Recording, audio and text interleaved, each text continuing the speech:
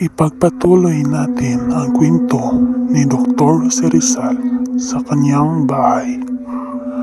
Ayon sa mga kwento ng mga gwardiya na nagbabantay sa compound ng bahay ni Rizal, ay marami silang nararamdaman at naririnig tuwing sasapit na ang gabi. Pag nagro-robing na ang mga gwardiya ay meron daw silang naririnig na naglalakad sa loob ng bahay ni Rizal kahit wala namang tao sa loob.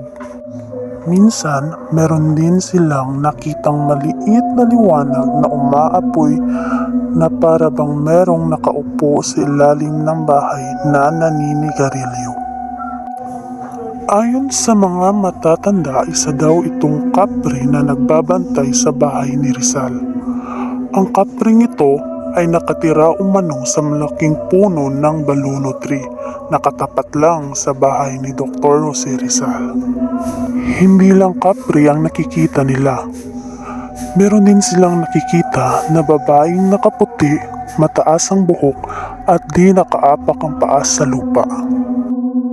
Sabi ng mga matatanda ay marami talagang engkanto at kababalagan na bumabalot sa bahay ni Dr. Jose Rizal. Totoo kaya ito or katang-isip lamang? Ano ang sa tingin niyo?